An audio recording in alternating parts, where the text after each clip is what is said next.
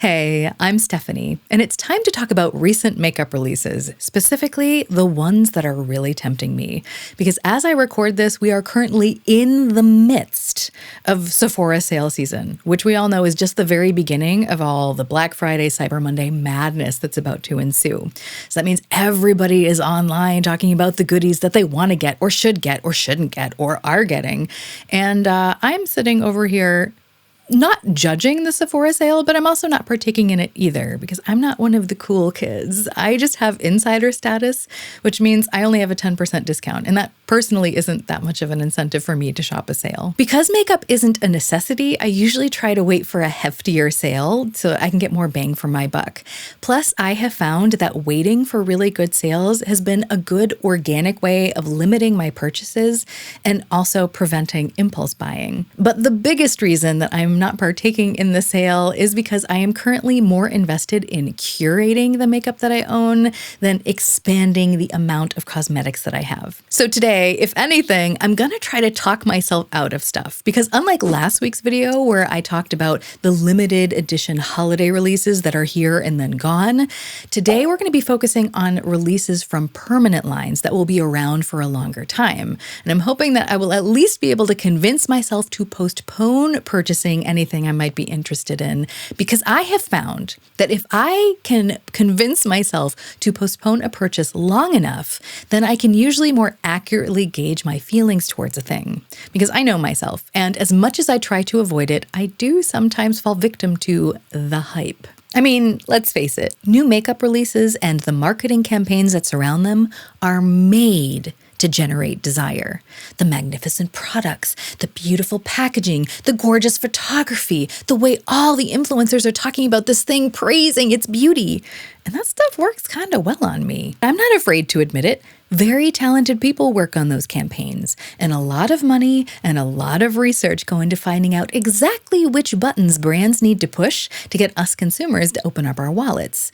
But if I'm being frank, I think I kind of like being wooed by brands. It's kind of like I'm a fancy bird in the middle of the rainforest, and I get to choose which suitor dances best. I enjoy makeup. So I enjoy seeing brands lay their wares before me. I want to try everything. I want to swatch everything. I want to smear it all over my face. The key for me is learning how to live with the desire that creates without feeling driven to overpurchase things. Because I don't want to waste my money on products that go unused or forgotten in my collection and then slowly turn to trash as they expire in my drawer. So let's see what I can declutter before I even bring it home. I'll call it a pre-declutter as I talk myself out of buying these things, or at least talk myself into delaying the purchase until a point where I know that I might be able to get more enjoyment out of that thing, or perhaps maybe I'll postpone the purchase long enough that I'll realize I don't actually want the thing, I was just a victim of the hype. The very first thing that pops into my head when I pull up my mental makeup wish list, which by the way, I wrote down over here. So if you see me looking this way, I'm just looking at my notes. But the very first item that comes to mind when I think of makeup that has been tempting me is the Natasha Denona I Need a Nude palette. I want it. From the very first second this was announced, I knew I wanted it. It looks like the perfect cool-toned palette for someone with skin that's neutral but leans slightly warm. That's me. This is my palette.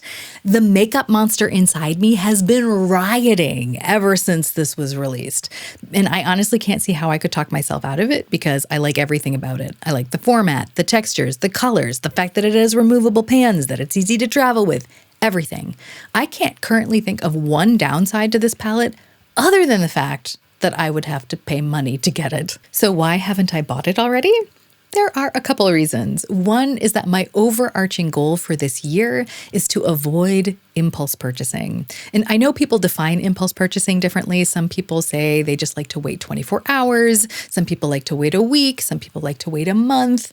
For me, for the most things, waiting 24 hours is usually enough. I feel like the act of going to sleep kind of resets my brain and I'm able to get a clearer view of whether a purchase is actually in line with my priorities or not. But that is often not the case when it comes to makeup. because I live with a makeup monster inside of me. It's a friendly makeup monster. It's more like a creature from Monsters, Inc. than from a horror movie, but it is irrational and it is obsessed. When it sees a pretty shiny new thing, it starts jumping up and down, doing cartwheels, climbing up the walls, setting off fireworks.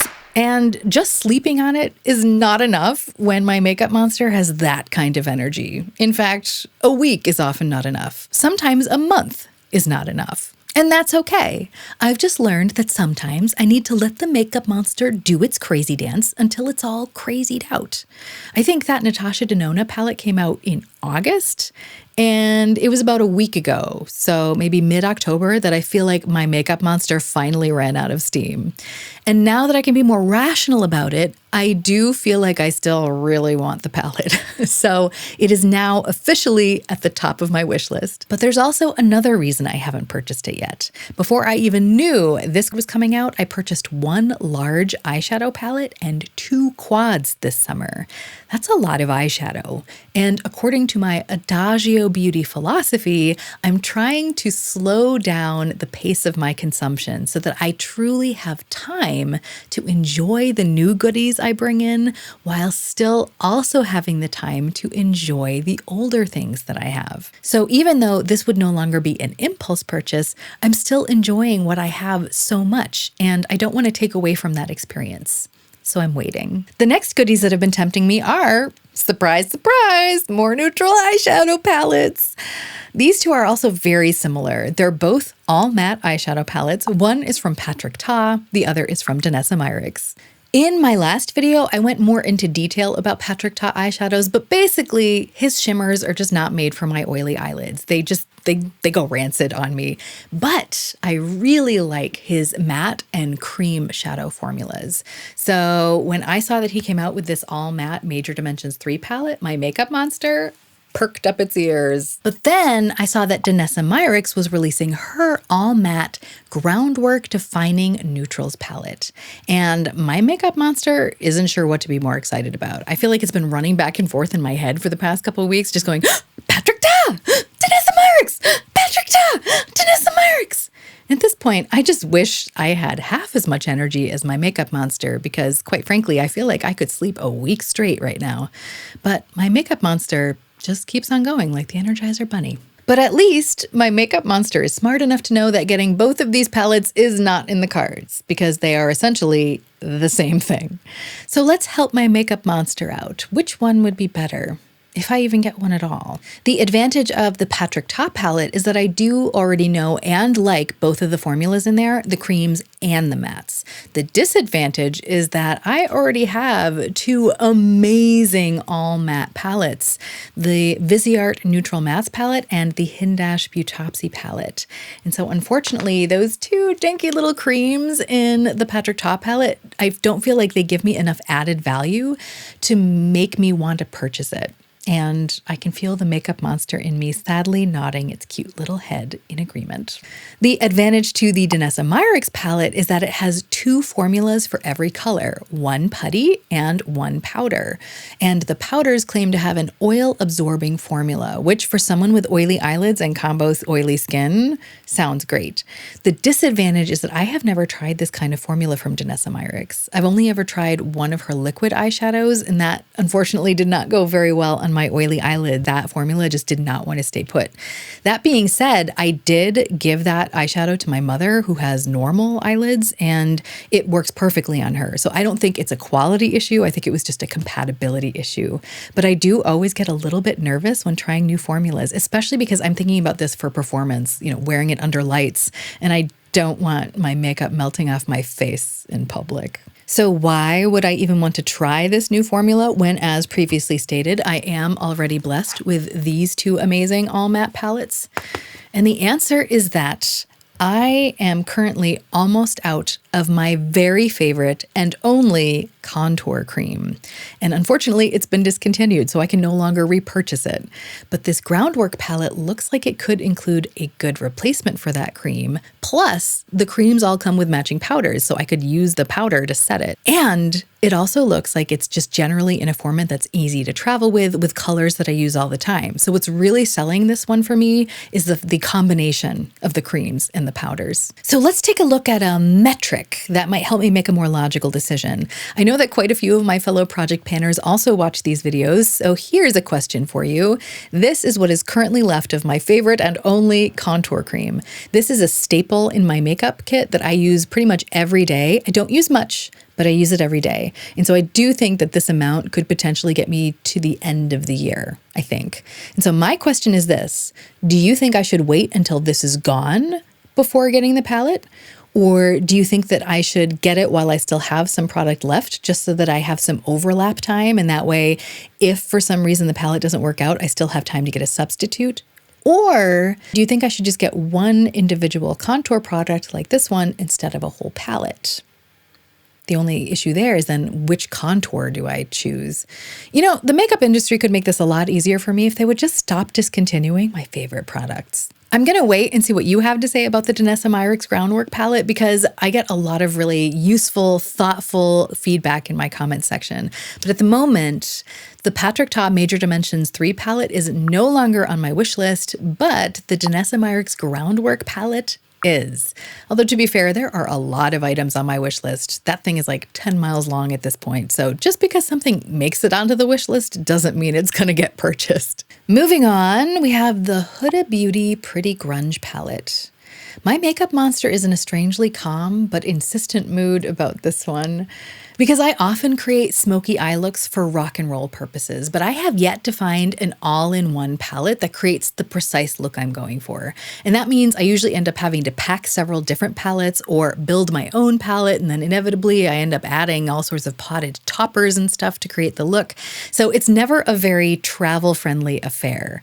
And I mean, it's not the worst problem to have, and also when I'm home, it's not a problem at all. But I would love to have a palette that I can just toss in my makeup bag when I know I need to create a lived-in grungy smoky eye on the road. The closest palette I have to that right now is this signature eyeshadow palette from Vanity Makeup Cosmetics.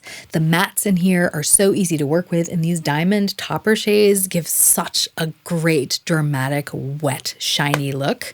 The only problem with this palette is that I can't travel with it. The component is just too hefty. It's essentially the same thing as the Pat McGrath Mothership palettes, just in a different color. And I can't fit it in my small makeup bag when I have to do like a really compact travel arrangement. And so I can't take this. I can't take my Mothership palettes. It's really frustrating because all the shadows in these big palettes are so good and I can never take them with me. So when I have to pack light, my main smoky eye palette of choice has long been my ABH Sultry palette because it's lightweight and it gets the job done. But eyeshadows have definitely come a long way since these days. Either that or the Sultry palette is just showing its age. No, Sultry, don't leave me. I'm not ready to let go yet. But it definitely takes me a lot more time to finesse these shadows to get the look that I want. And I just don't always have the time to do that before a show. Sometimes things need to be really snappy, and I do have to say I've had a lot of success doing that with Huda's palettes. Whenever I use the new Nude palette, for example, it's really easy for me to get a quick blown out look with a whole bunch of shine just because of the formulas of these shadows. It's just that this color story isn't grungy enough or deep enough to create the looks that I want. And the Pretty Grunge palette, on the other hand, looks like it would have the perfect mix of the easy formulas while also having the deeper, darker color story with the shine that I'm looking for. And that's the key word. It's the quick looks that I could potentially create, the depth of the colors and also kind of the cool color story, the kind of dark grunginess of it, but also the fact that it looks like it's going to give me a heck of a lot of shine. And those are all things that I'm looking for in my ideal travel grungy smoky eye palette. So I think my makeup monster might be keeping its cool because it suspects that logic might win this battle.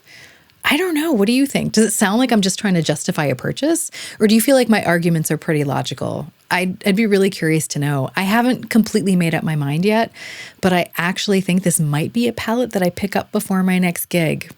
But I don't know. Let me know what your thoughts are in the comments. Before I saw the Huda Pretty Grunge palette, I did briefly consider getting the Natasha Denona Xenon palette as my smoky option because I feel like I could get some really dark, smoky, glistening smoky eyes with that one.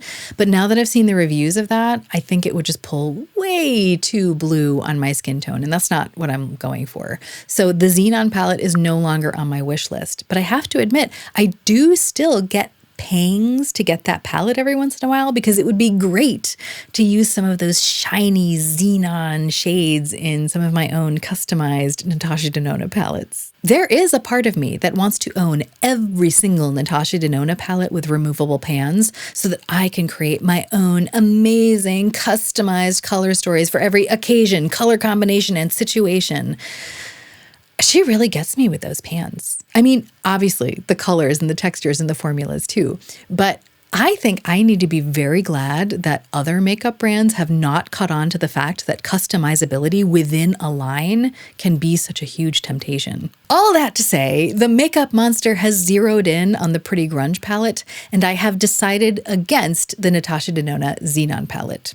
It is simply too cool for me. In more ways than one. But speaking of Natasha Denona, she did come out with the Yucca palette this year, which that definitely tempted me several times. But every single time I'm seduced by those colors, I simply walk over to my Natasha Denona Gold palette. I open it up, look inside, and think, no, this is not the same. But these shadows are magnificent, and I am very happy with them. And then the makeup monster is satiated. So the Yucca palette is not on my wish list. Whew. Continuing the theme of sparkly shadows, Ivy from Face Forward brought to my attention that Glaminatrix has a new collection of metallic sparkly shadows, and they're neutral. And the collection is called Glimmering Creatures Volume 1. They've got the high shine of metallic shadows with added pieciness. And it's the pieciness that got my makeup monster's attention. That and the fact that the shade Bear from that collection looks very related to Lithium, which is an Urban Decay moon dust shadow that has been on my wish list for what seems like forever. And Ivy was kind enough to swatch Bear next to Lithium in her video.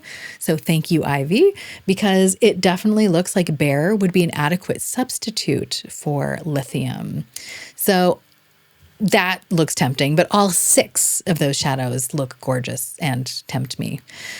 That bundle has been placed and removed and placed and removed from my cart several times. But the reality is, I am a magpie and I want all the shiny things, which means I already have tons of shiny things. So when getting ready for this video today, I decided I would apply my Hourglass Scattered Light eyeshadow in the shade Smoke, and voila, shiny pieciness.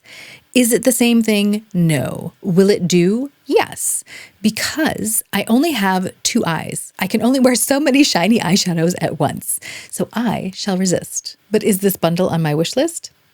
Yes. Some other items that piqued my interest recently were from Lisa Eldridge. The lipstick shade Meet Me in Berlin has long been on my wish list, as have her liquid Lurex eyeshadows in the shade Cressida and Emily, and also her eyeshadow palettes.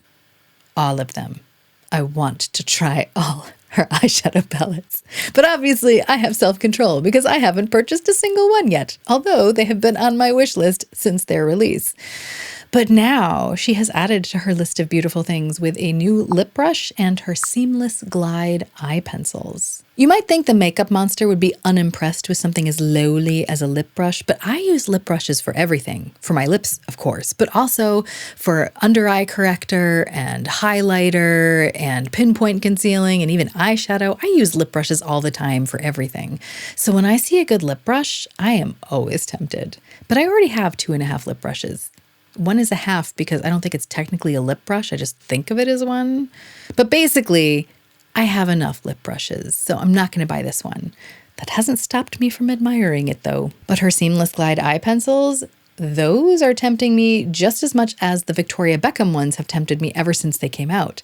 But the reason I won't purchase these is the same reason I haven't purchased the Victoria Beckham ones. And that is that the colors I'm interested in, which are kind of like the browny, bronzy, cinnamony kind of colors, I already have those colors in liners right now from different brands. And until I use those up, I don't feel the need to purchase the same color from a different brand.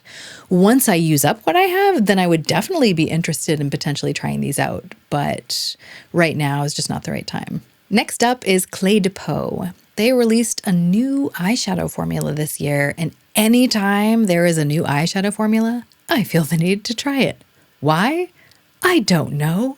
It's not like I don't have enough eyeshadow. Plus, I have so many formulas that I really enjoy. So it's not like I'm sitting around going, oh, woe is me. I've tried so many eyeshadows, but none of them work for me. No, oh my gosh, so many of them work for me. And although I do review makeup on my channel from time to time, it is not like the world is waiting with bated breath for my thoughts on a new eyeshadow formula. And this one isn't even new. It's been like out for months now. So in the makeup world, it's like an old release. And yet it calls to me, especially the purple one and the coral one. The blue one was beckoning to me for a while, but I think it would have to lean more teal to really get me. But that limited edition holiday one, the Visions of Radiance one with the pinks and the purples and the orange, that looks like it might be the perfect mix. But these are expensive. If I were just to buy the refill, so just 4 eyeshadows with no case, that would be $75 US. And to get one with the packaging, so with the case, would be $110 US for 4 eyeshadows in a case. And I thought Tom Ford was overpriced at $90 for 4 eyeshadows in a case. Now, I know I have bought Tom Ford quads in my lifetime, but I don't think I have ever paid full price for one, because $90 just feels wrong, at least for someone in my income bracket. So $110 just feels even more wrong. Wrongest. But it all depends on what our means are and what our priorities are. I'm not going to judge anyone who wants to make or buy a palette at this price point, because honestly, I would love to buy this palette. It's just that at the moment, that kind of expenditure for that return would just not be in line with my priorities. So I am going to let the price talk me out of this one, but the desire and the curiosity are still there. I'm just not $110 curious. Although that limited edition holiday one keeps piquing my interest. But I'm going to stay strong. I am going to stay strong because I am strong. I'm just going to keep telling myself that until it's true, because that's how that works, right? Please tell me that's how that works. Speaking of really expensive things, there are 2 fragrances that really have me in their clutches. If you've been following me for a while, you already know that I have been trying to make my way through this bag of samples that I was given. And I'm very happy to report that I have now gone through over 50 of them, so I'm doing well. And I feel like I'm starting to really get more of a grip on what scents I'm really into. As a brief recap, because there's a lot of new people here, and by the way, hello, thank you, welcome. I'm so glad you're here. For all the newbies here, I inherited a fragrance collection. And before I got those perfumes, I didn't really know anything about perfume or what notes were or what sillage meant or what kinds of fragrances I even liked. And so I have been using this bag of samples, which was part of that collection, to kind of figure those things out and train my nose. I spray them on my skin, give them a sniff, and then I wander over to Fragrantica, which is an online fragrance forum. And there I look up the notes so I see what individual scents make up each perfume, and I try to see if I can distinguish them with my nose. So I've been training my nose that way and discovering which scents I like. And as I was testing these samples, 2 of them have just got stuck in my head for months. Out of over 50 different fragrances, only 2 of them seem full bottle worthy to me, which is good because I was worried that I was going to go crazy and just want a bottle of everything. But it turns out my nose, super picky. Both of those fragrances feel like they would just be perfect for colder seasons. And now that we're in sweater weather, I just really want to get them. But I told myself that I didn't want to purchase any fragrances until I made my way through that whole bag, which I have not done yet. The first fragrance I cannot get out of my head is Blanche Bête from Liquide Imaginaire. When I wear it, I feel like I am a living, breathing dessert. And that is exactly what I want from life. I want to be a light and fluffy treat. And that is exactly what I feel like when I wear Blanche Bête. On me, it has vanilla and lactonic notes. Look at me saying lactonic. I must know things about fragrance. Really, it just means it smells creamy. But it smells creamy and delicious, but there's also hints of spiciness in there. So almost like there might be a little bit of nutmeg or cinnamon. And then as it deepens, there's like some cocoa and also maybe some coconut in there. But it's not super prominent. It doesn't smell like sunscreen or beach. It smells more like a Raffaello candy if you've ever had one of those.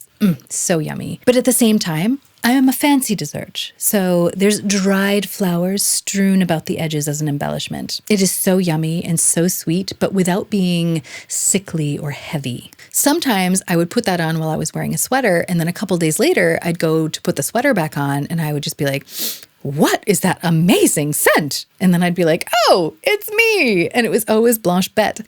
And so now that it's getting chilly again, I'm really craving Blanche Bête.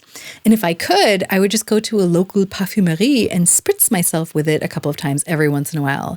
But alas, this scent is a hard one to find. I don't think I've ever seen it in person other than the one sample of it that I had. The other scent is Angel's Share by Kilian. When I wore that one, I smelled like apple pie, like boozy apple pie, like boozy, gooey, caramelly apple pie. And there's a hint of cinnamon in this one too. I don't know what it is about spices like that. Nutmeg, cinnamon. At this time of year, I just can't get enough of them. They don't have to be prominent, but man, I love it when they're there. The same thing happened with Angel's Share. When I wore that and I was wearing a sweater and I would put that sweater on a couple of days later, the scent would still linger and it's so yummy. Luckily, this one is a lot easier to find in department stores and Sephora's and the likes. So I have made a habit of going into those stores where I know they carry it whenever I happen to be walking by and just spritzing myself with it because I just love that ooey gooey boozy apple pie vanilla spicy goodness. I have to say I go a little crazy. Like I'm just like I just become a walking cloud of Angel's Share. I'm not normally like that with perfumes, but maybe because I get to smell this one so rarely, I think I might overdo it a little bit. In fact, family came to visit me during Oktoberfest this year. And on our way to the festival, we walked by a shop that I happened to know carried Angel's Share. So I ran in, spritzed myself like crazy, and then walked back out and we were on our way. And the reason I did that was because I wanted to associate that scent with a happy memory. And now I do, because now every time I smell it, I remember those fun few days. I've been doing my best to stay strong and not buy either of those fragrances, and one of the ways that I've been doing it is by wearing a fragrance I already had in my collection. This one I liked since the very first time I smelled it, but for some silly reason, I've been saving it. But I should know better by now. Project panning has taught me that even if I use something like my favorite foundation every single day, it still takes me maybe a year or two to make my way through it. So I should be using my favorite things, not saving them. I mean, what am I saving them for? So that they can die a lonely death as an expired product on a dark shelf? That's sad. So I am letting myself use this Nobile 1942 fragrance. It's La Danza del Libellule. Libellule? Libellule. I'm just going to write it on the screen because if you speak Italian, I am very sorry. Feel free to publicly laugh at me in the comments. That was a horrible pronunciation. But now I think I know why people don't talk about this more often, because it is very difficult to pronounce. This is an amazing scent. It's very fresh, very crisp, so it's quite different than the other two that I'm tempted by right now, but it's still perfect for fall. I grew up in New England where we had, or at least we used to have, very cool, crisp weather in the fall. And I just have all these memories of really sunny days with cool, crisp air in my lungs, maybe a thin layer of frost on the ground that would crunch under my feet on days where I would go apple picking in an apple orchard. And on those days, I could grab an apple right from the tree and then bite into that freshly picked apple after maybe dipping it in some caramel. And I feel like that scent is captured in this bottle. This is like a crisp fall day of apple picking in a bottle with the crisp fruitiness and the cool vibe, but also the sweet vanilla caramel there's just a hint of it in here, but it's like everything is just so well balanced and yeah, this is me in the fall. So I am enjoying this, and that has been keeping me busy. And every once in a while, I add this to it. This was a scent that was given to me by a friend this summer. It's Atelier Cologne's Orange Sanguine, and it literally just smells like orange.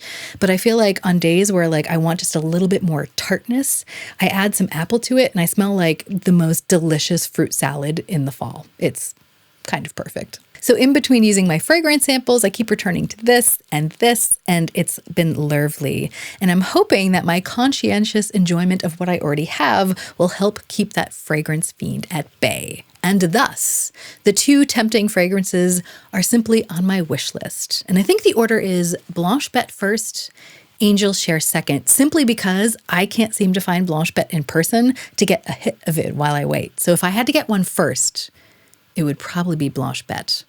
But they're both equally yummy. If you are still here, wow, I appreciate you. Leave an apple in the comments. We can have an apple picking party. Thanks so much for hanging out. I hope that you'll like, comment, subscribe, all that jazz. But even if you don't, I hope you have a wonderful week. And we can all remember that even stumbling can be a form of moving forward. So let's stumble in style.